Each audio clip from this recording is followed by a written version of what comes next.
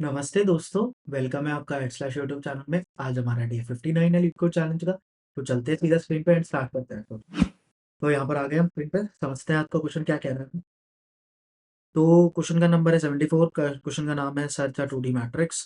ठीक है, तो हमें एक 2D मैट्रिक्स दिया होगा बेसिकली, उसमें हमें सर्च करना है। क्वेश्चन थोड़ा सा बता रहा है, you are given a m cross n and matrix, मतलब m और n, m रो है n कॉलम्स है, integer matrix with the following two properties. Each row is sorted in non-decreasing order. मतलब हर रो जो है वो एक असेंडिंग ऑर्डर में सॉर्टेड है।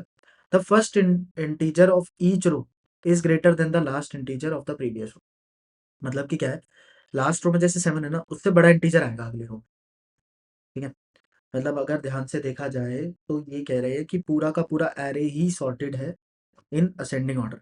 अगर मैं इस बात को थोड़ा सा देखूँ ध्यान से, ये सॉर्टेड, फिर ये यहाँ से सॉर्टेड, ये सॉर्टेड, और एक प्रॉपर्टी और है कि 7 के बाद 10 आएगा। लास्ट रो में जो एलिमेंट है, नेक्स्ट रो में उससे बड़ा एलिमेंट आएगा। ठीक है, given an integer target return true if it is in matrix and false otherwise.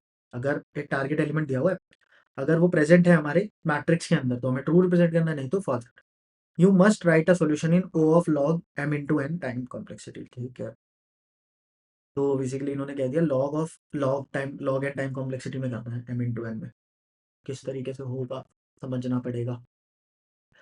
अब इसमें ना दो चीजें हैं जो हमें ध्यान रखनी है। क्या?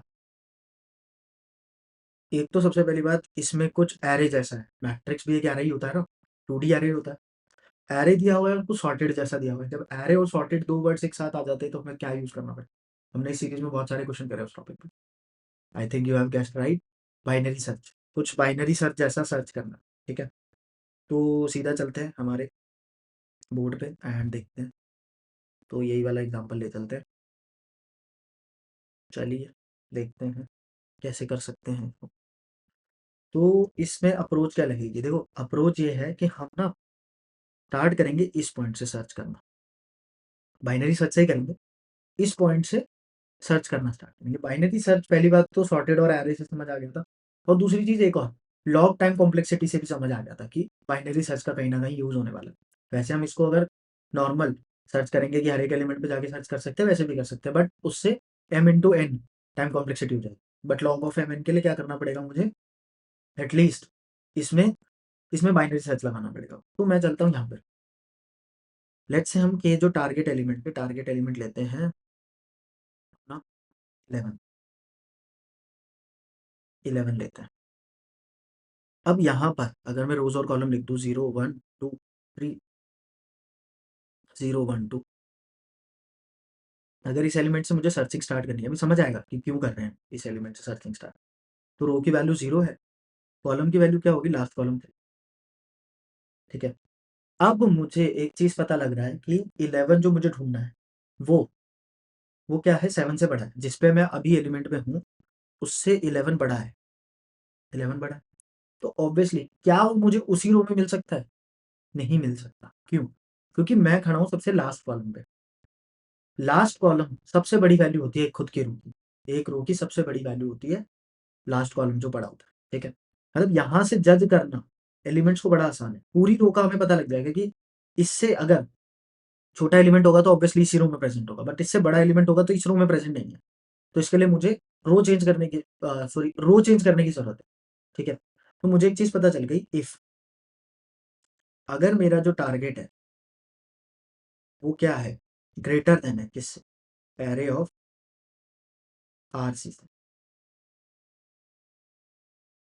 अगर मेरा टारगेट बड़ा है, टारगेट एलिमेंट बड़ा है, तो मुझे नीचे आना पड़ेगा। क्यों? नीचे ही मुझे बड़ा एलिमेंट मिलेगा, इस साइड मुझे बड़ा एलिमेंट नहीं मिल सकता। इसका मतलब मुझे इस केस में क्या इंक्रीज करना पड़ेगा, रो प्लस प्लस। अगर मैंने रो प्लस प्लस करा तो रो की वैल्यू क्या हो जाएगी, रो की वैल्यू 1 हो जाएगी। मतलब 1 और कॉलम 3, तो मैं यहाँ कहीं आ गया, मैं यहाँ आ गया। अब देखते हैं, अब देखो, अब पता है क्या आ रहा है कि मेरा जो रो कॉलम, अब जिस वैल्यू पे खड़ा हूँ मैं, क्या वो बड़ी है 20, क्या ग्रेटर होता है, सॉरी 11 क्या ग्रेटर होता है 20 से, नहीं होता। मतलब छोटी वैल्यू। ऑब्वियसली छोटी वैल्यू कहाँ मिलेगी, छोटी वैल्यू मुझे उसी ही कॉलम के अंदर मिलेगी, उसी कॉलम के अंदर मिलनी चाहिए, है ना। ये मैं उम्मीद कर रहा हूँ कि उसी कॉलम के अंदर मिलेगी। ठीक है, क्यों? क्योंकि उससे छोटी वैल्यूज नीचे तो नहीं हो सकती, छोटी वैल्यूज कहाँ होगी, उसी रो में होगी। तो अगर मैं इसको ध्यान से देखूँ, तो मैंने लिखा इफ अगर टारगेट मेरा, इससे मुझे क्या समझ आता है, टारगेट अगर छोटा है किससे, एरे ऑफ आर और सी से। इसमें दो केसेस तो बन चुके हैं, तीसरा केस एक और बने। अगर टारगेट छोटा है, देखो अभी 11 11 क्या है, छोटा है किससे, 20, ये वाली कंडीशन। तो मुझे बेसिकली इस साइड ढूंढने की जरूरत है, क्योंकि छोटा एलिमेंट तो मेरे को रो में मिलेगा, उसी सेम रो में। तो क्या मुझे इस तरफ जाना चाहिए, इस तरफ जाने के लिए मुझे क्या करना पड़ेगा, कॉलम माइनस माइनस। तो मेरी अप्रोच बनती जा रही है, देखो कॉलम माइनस माइनस। अगर मैंने कॉलम माइनस माइनस कर दिया तो मैं यहाँ पर आ गया, हाँ यहाँ कॉलम की वैल्यू हो चुकी है 2, 1,2 पे मैं यहाँ। अब फिर दोबारा देखा मैंने, अभी भी हमारे टारगेट की वैल्यू क्या है, छोटी है। छोटी है तो मुझे फिर से कॉलम माइनस कर देना, 11 पर आ गया मैं फिर से। मतलब देखो 1,1 पे हमारा 11 मिल गया। ठीक है, तो आई होप सो ये वाला पार्ट आपको समझ आएगा। ठीक है, अब एक बार क्या करते हैं, दोबारा से सर्चिंग स्टार्ट करते हैं, किसी और एलिमेंट को ढूंढते हैं। लेट से मैंने ढूंढा, मैं यहाँ खड़ा हूँ अभी, और मुझे ढूंढना है 30 को। अब की बार जो मेरा टारगेट है वो है 30। 30 है मेरा टारगेट एलिमेंट। एक बार मैं इन सब चीज़ों को रब कर देता हूँ ताकि हमें कंफ्यूज ना करते।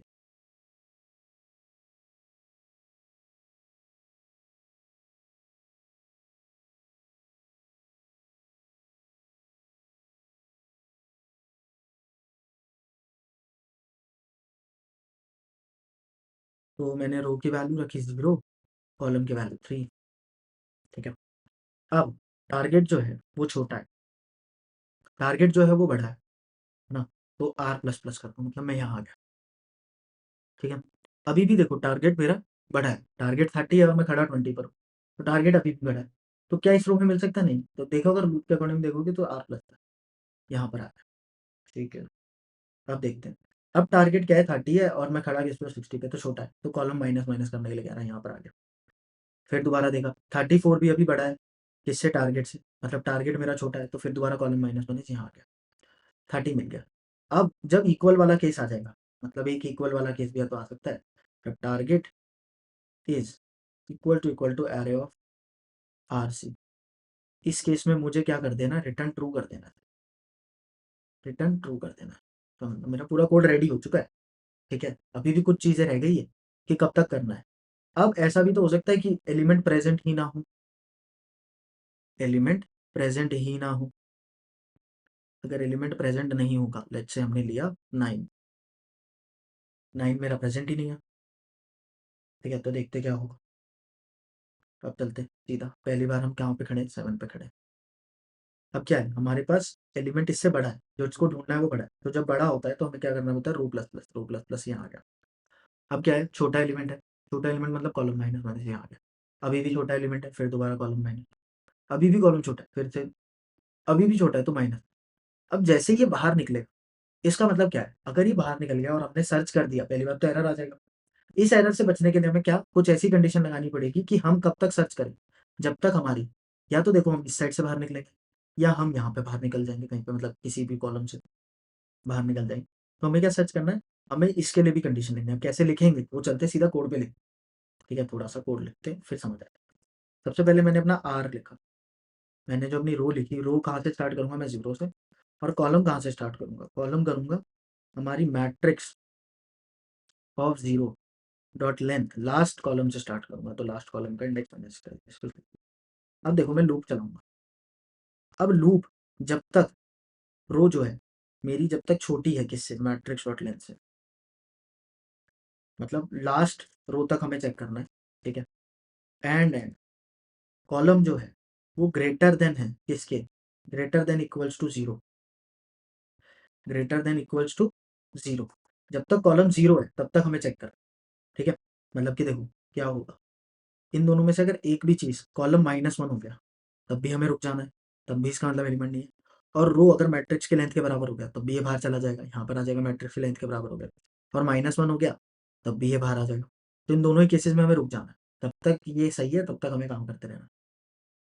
ठीक है, तो अब हमें ये वाला पैटर्न, अब हमें कंडीशंस लेंगे। अब कंडीशंस 3 हो सकती है, इफ, या तो हमारा जो मैट्रिक्स ऑफ रो और कॉलम है वो किसके इक्वल होता है, हमारे टारगेट के। तब तो हमें कुछ करना ही नहीं है, तब तो हमें हमारा काम ही हो गया। तो यहीं से रिटर्न क्या बोल दो, ट्रू बोल दो।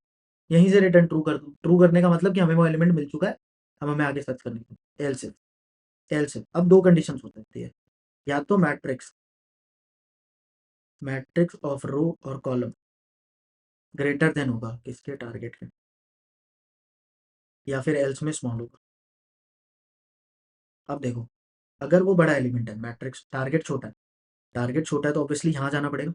जैसे लेट्स से हमें 3 ढूँढना था, हम यहाँ खड़े, तो हमें इस तरफ जाना पड़ेगा। इस तरफ जाने का मतलब क्या है कि हमें कॉलम माइनस माइनस करना है, कॉलम माइनस माइनस करना है। और अगर ऐसा नहीं है और टारगेट हमारा बड़ा है, इसका मतलब क्या है कि टारगेट बड़ा होगा, टारगेट बड़ा एलिमेंट ढूँढना है तो नीचे ही मिलेगा ऑब्वियसली। तो हमें क्या करना पड़ेगा, रो प्लस प्लस। तो इस केस में क्या लिखूँगा मैं, सॉरी हमारा रो प्लस प्लस, और सी नहीं लिखना पड़ेगा, यहाँ पे कॉलम प्लस प्लस लिखना पड़ेगा। कॉलम माइनस माइनस, और यहाँ पे भी कॉलम, और यहाँ पे भी रो, और यहाँ भी मैंने दोनों जगह गलती कर दी है, बहुत सारी जगह। और कॉलम को भी यहाँ पे मैं कॉलम लिख, ठीक है। तो आई होप तो ठीक है। और अगर ये पूरा लूप चल गया और लूप किसी वजह से भी बाहर आ गया, इसका मतलब वो एलिमेंट नहीं, तो हम रिटर्न कर देंगे फॉल्स यहाँ से। तो रन करते हैं एक बार। इसमें रो प्लस प्लस, अच्छा सेमीकोलन लगाना भूल गया मैं, छोटी मोटी मिस्टेक तो होती रहती है। ठीक है, तो आई होप सो ये ठीक है। ठीक है, तो सबमिट करके देख लेते हैं एक बार इसको। तो ये सबमिट भी हो गया। ठीक है, तो यहीं पर इसका ट्राई रन कर लेते हैं छोटा सा। काफ़ी इजी क्वेश्चन था। ठीक है, मतलब अप्रोच थी इसमें, मेनली क्वेश्चन तो कुछ भी नहीं था ये। इसमें जो था अप्रोच थी सारी, सब कुछ कि अप्रोच किस तरीके से करेंगे इस क्वेश्चन को। तो लेट से 3 सर्च कर लेते हैं, इन्होंने 3 बोलने के लिए बोला है तो। सबसे पहले हम यहाँ हैं। अब देखो हमने चेक करा कि हमारी रो की वैल्यू क्या है, 0 है मैट्रिक्स, तो ये कंडीशन सेटिस्फाई हो रही है। नीचे 7 और 3 बराबर नहीं होते, तो इस वाली कंडीशन में तो गया नहीं। अब हमने देखा कि हमारी मैट्रिक्स में हम 7 पे खड़े, 7 ग्रेटर देन 3 होता है, तो कॉलम माइनस, यहाँ कॉलम माइनस माइनस मतलब ये पहले 0 1 2 3 और 0 1 2 था। तो अब ये पहले 3 था, अब क्या हो गया, 2 हो गया। अब हम यहाँ खड़े। अब हमने देखा, अब हमने देखा 3 और 5 बराबर नहीं होते, मतलब 5 और 3 बराबर नहीं होते, पहली बात तो ये। और मैट्रिक्स में अब देखा 5 ग्रेटर देन होता है 3 के, अगर टारगेट 3 है हमारा। मैं लिख भी देता हूँ दोबारा से, टारगेट इक्वल्स टू 3। फिर दोबारा को आ रहा है column minus, column minus minus करो, कॉलम की वैल्यू क्या हो गई पर। ठीक है, अब 1 हो गया। अब देखो पहली कंडीशन चेक हुई, 3 इक्वल्स टू 3 होता है, हाँ होता है, तो ट्रू रिटर्न कर दो। ट्रू रिटर्न हो गया एंड आंसर हमारा बिल्कुल सही है। ठीक है, तो आई होप सो आपको समझ आया होगा। थोड़े बहुत ट्राई रन आप कर लीजिएगा खुद के एंड से। ठीक है, और अगर कोई डाउट है तो आप हमारे टेलीग्राम चैनल में पूछ सकते हैं। वीडियो पसंद आई तो वीडियो को लाइक कर दीजिए। मिलते हैं आप लोगों से कल, जहाँ पर हम नेक्स्ट क्वेश्चन को सॉल्व कर रहे होंगे। Thank you.